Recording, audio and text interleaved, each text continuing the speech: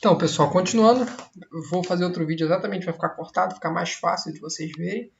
Vamos fazer algumas questões de fixação para ver se vocês realmente aprenderam, ver se vocês realmente fixaram o conteúdo que a gente trouxe de BLS em pediatria. Então, esse é do Hospital Universitário da UFJF, no concurso de residência. Como vocês podem ver, apesar de BLS ser a base da prática médica, ele também cai no nível avançado. Então, era uma prova de residência e está aí caindo. Então, você está de plantão e entrar na enfermaria, você se depara com uma criança inconsciente, sem respiração e sem pulso. O que fazer nesse caso? A gente vai pedir ajuda, posicionar a cabeça, ventilar com o ambu e realizar massagem cardíaca, ou a gente vai realizar manobras de reanimação, de compressão e ventilação, e somente após 1 minuto, se a criança não voltar, você pede ajuda, vai realizar a manobra de REMIT para eliminação de corpo estranho, ou vai preparar material para intubação. Qual desses 4, pensando que a gente está numa enfermaria de hospital? Então, a resposta é letra A, a gente vai pedir ajuda, vai posicionar a cabeça, vai ventilar e realizar a massagem cardíaca.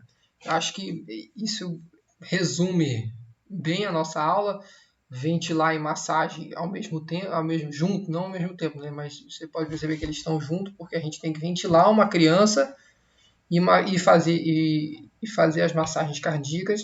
Agora vamos ver as outras alternativas, o porquê que elas estão erradas, né?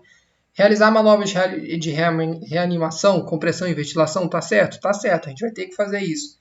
E somente após 1 minuto, se a criança não voltar, você pede ajuda? Aí não, a gente está dentro de um contexto hospitalar. A qualquer momento, você pode precisar intubar esse paciente, você vai precisar realizar, botar ele em ventilação mecânica. Então, se você está diante de uma PCR no contexto hospitalar, a gente até lembra dos seriados de medicina, que é o Código Azul. O Código Azul, você tem que chamar toda a equipe que eles vão lhe ajudar na hora de administrar drogas, na hora de realizar a intubação.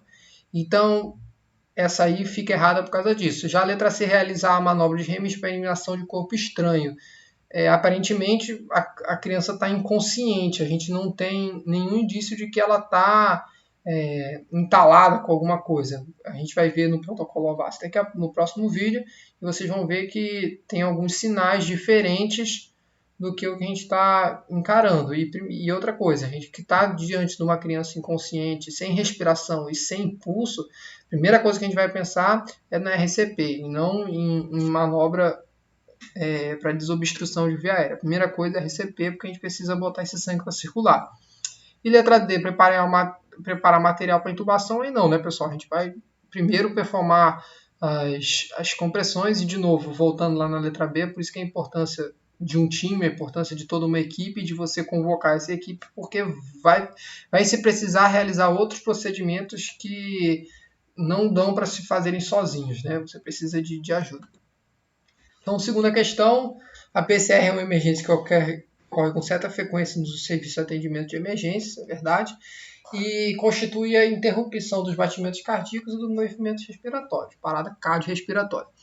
Então, qual dessas está certo? Né? O paciente que sofre PCR apresenta fibrilação ventricular e taquicardia ventricular com pulso.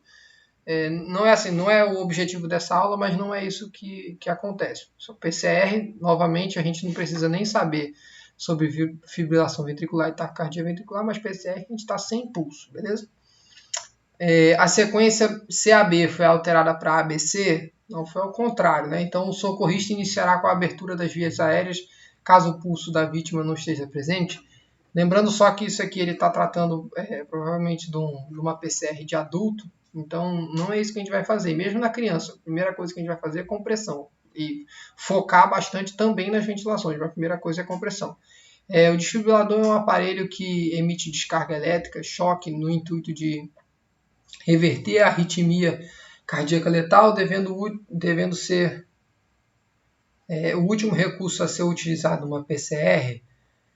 O que está errado aqui, pessoal, primeiro, o último recurso não, a gente tem que, se a gente tiver com um desfibrilador presente, a gente tem que sempre utilizar esse desfibrilador. Já depois daqueles 2 minutos iniciais, a gente tem que estar com o desfibrilador pronto para ser utilizado.